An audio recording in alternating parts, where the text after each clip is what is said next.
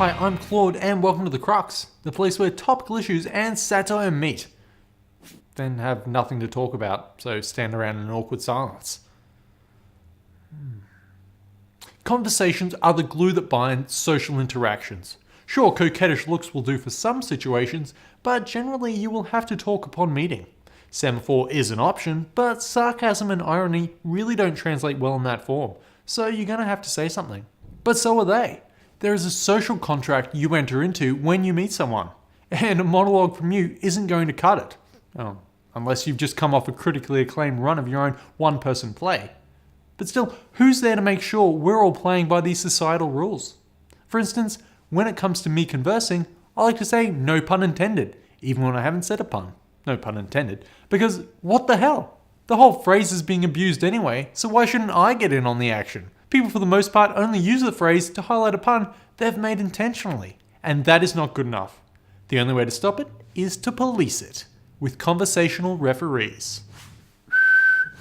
Look mate, I gave you a warning. That's the second pun you've made that you've tried to pass off as unintentional. I'm gonna have to give you a yellow card. 10 minutes out of the conversation. No, it wasn't unintended. I saw you crack a smile as soon as you said it. You looked around expectantly. When no one noticed, you just couldn't leave it alone. Conversation referees would be handy at any sort of social gathering, so long as there is a clear list of rules we as society can agree on and we want stamped out of our conversations. And it doesn't have to cost anything. It could be implemented much like the designated driver system. Someone is simply nominated. These rules could cover things like conversation plagiarism.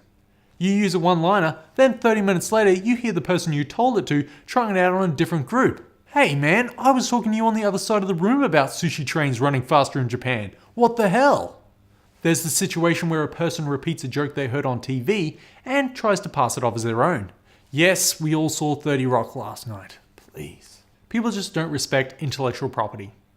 Another one, when someone tells you a joke they think is funnier than it actually is and waits an uncomfortably long time for the big laugh and just stares at you like they can intimidate you into it.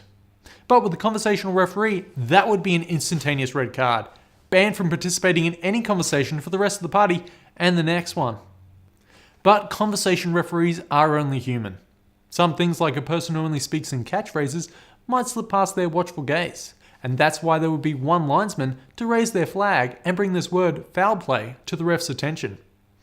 Now, there would be an appeals process. This isn't anarchy. However, the judiciary would take 3 months to process your claim, and by that time, whatever buzz you were feeling will surely have worn off. Plus, conversational lawyers are expensive. Or you could throw yourself in front of the reigning judge at the party and accept house rules.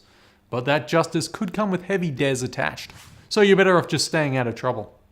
So the English language is in constant flux. It's in a war with internet speak, slang, and abbreviations to the point of incomprehension, and conversations are the battleground. It's quicker to say oh my god than OMG, and to actually laugh than say LOL. Referees are the last option to hold off the anarchy of a no-holds-barred conversational melee, the Wild West of conversations.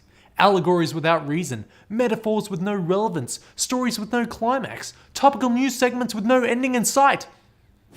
And that's the crux.